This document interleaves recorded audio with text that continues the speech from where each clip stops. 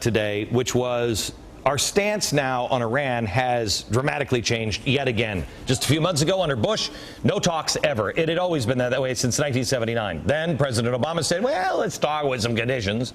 And now the Obama administration is about to drop even that condition, go, well, let's just talk. I mean, even if you got the nuclear thing, whatever, let's sit down and talk. Joel Rosenberg is here. Joel Rosenberg is the author of Inside the Revolution.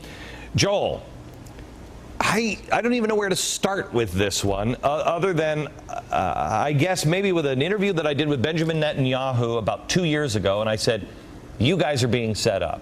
And he said, what do you mean? And I said, I think the world is going to start pushing towards, oh, let's just be friends with Iran. This is way before Barack Obama. And I said, they're going to lose the window. Everybody's going to push for peace. And then you're going to have to go in because you can't let these nut jobs have these weapons. And you guys are going to be deemed the bad guys and the rest of the world will pound you. And he said, well, be as it may, but we have a right to survive. You think that scenario's coming true? It's coming to fruition, unfortunately. This is a very bad scenario right now, Glenn. You got the Prime Minister of Israel, Netanyahu, who understands that there's an apocalyptic, genocidal death cult running Iran right now. Hey, God, they are determined to get the nuclear weapons and destroy Israel. And as we've talked about before, Israel's only the little Satan. The United States is the great Satan. And as I quote extensively in the book, the president of Iran and the top leaders of Iran really want to annihilate the United States. So the idea that we will now drop this precondition and not force Iran to stop enriching uranium before we sit down and talk is a huge mistake. I would describe it as appeasement. Author of Inside the Revolution, Joel Rosenberg, is back with us. Okay, we were talking about why we can't let Iran get nuclear weapons, and most people will say, oh, come on, well, fine, you know, France has nuclear weapons. These people aren't French, at least the people currently running it. You say they're apocalyptic, genocidal maniacs? Is that what it was? Death cult leaders. That's right. Death cult leaders. Right. Explain what that means. Yeah. Well, as I describe it inside the revolution in quite a bit of detail, the leaders of Iran believe that the end of the world is here. They believe that the Islamic Messiah, the 12th Imam, is coming imminently. That's the word they're using, imminent.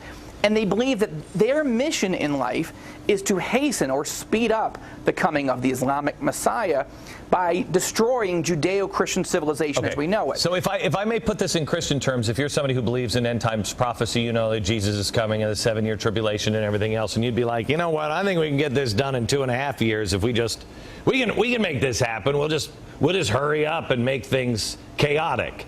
That's what they believe, that there needs to be great chaos here. And Muslims, you know, Muslim blood flowing through the streets, et cetera, et cetera. And so they really, truly believe that it would be best for Islam and best for Allah if they would just hurry that up. Why wait? That's the problem. We've never had a nation's leadership in any part of the world at any time in history have the death cult features that the Iran leadership has now. True or false? Prime Minister. Go ahead. Well, I was just going to say, Prime Minister Netanyahu understands this. I've talked to him about it. I quote him in the book. But our administration does not. And I believe a train wreck is coming between the United States and Israel over how to handle Iran. This is the worst moment in U.S.-Israel relations in 61 years. I agree with you. And America, we cannot abandon. I mean, you cannot abandon Israel on this one. You have to understand the religious zealots that are over there. I don't understand why in our country we have the left that are so afraid of anybody in a church even saying anything about, you can't say God in schools because that's just going to go crazy. But they will completely dismiss people. And this isn't all of the people in Iran. Understand this. These are the people that are in charge right now, specifically Ahmadinejad. And even the Ayatollah Khomeini thought this cult, which now controls their government, was so dangerous, true or false, he executed them. He wanted them all wiped out because he said, the Ayatollah said they were too crazy. He certainly wanted them banned. And look, I'm an evangelical Christian, and I believe in end times prophecy.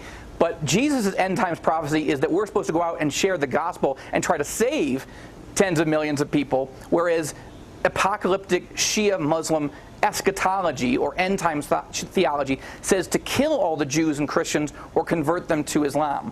And that's the danger, is that the current administration doesn't understand it. So what do you do? One of the reasons I wrote the book is try to help Washington understand it. So what do you do? What's the solution here? Well, it depends if you're talking about the American government or the Israeli government. The American government has to understand who is across the table, and they have to make a choice.